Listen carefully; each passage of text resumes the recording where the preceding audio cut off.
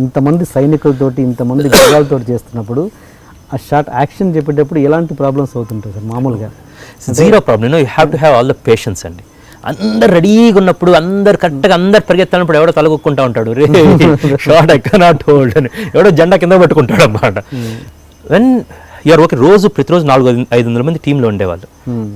As not only క్రియేటివ్గా ఆలోచించడమే కాకుండా director సెట్కి వెళ్ళినప్పుడు you'll become a CEO.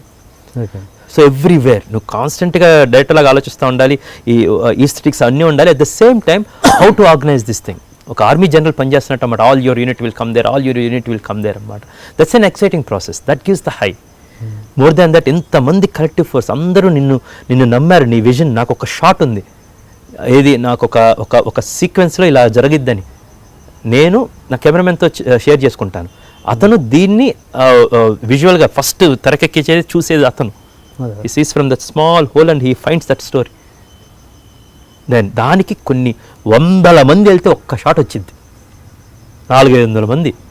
They were days basically. ఒక డేస్ అయితే మేము ఓన్లీ 4-5 షాట్లే తీస్తాం. మనం ఫాస్ట్ చూసుకుని ఈ షాట్ బాగుంది, ఈ షాట్ బాగాలేదు, సినిమా అనేది చాలా ఈజీ బేసికలీ. చాలా ఫిజికల్ స్ట్రెయిన్, చాలా మెంటల్ స్ట్రెయిన్, ఆర్గనైజ్ ఎన్ని చేసుకోవటం అన్నమాట. మామూలుగా ఒక వైట్ షాట్లో ఎన్ని టేక్స్ మ్యాక్స్ అయినాయి? ఒక నెంబర్ ఆఫ్ టేక్స్లో ఒక వైట్ షాట్ తీసినప్పుడు అంటే మామూలు క్లోజ్లు అంటే ఓకే తీస్తాం ఈజీగానే, ఇక్కడ వైట్ షాట్లో ఎన్నో మిస్టేక్స్ జరుగుతుంటాయి. వైట్ షాట్ ఈజ్ ఈజియెస్ట్ అండి, తెలియదు బేసికల్గా. ద రన్లో తెలియదు. Close actually it will take more time, you know that. పెద్ద షార్ట్స్ ఏం లేదండి, very planned. You will do more rehearsals because we can not afford any miss happens అన్నమాట. చాలాసార్లు ప్రాక్టీస్ చేసుకుని ఒక షార్ట్ చేస్తామండి బేసికల్గా. Please subscribe to iDream. Please subscribe for more videos.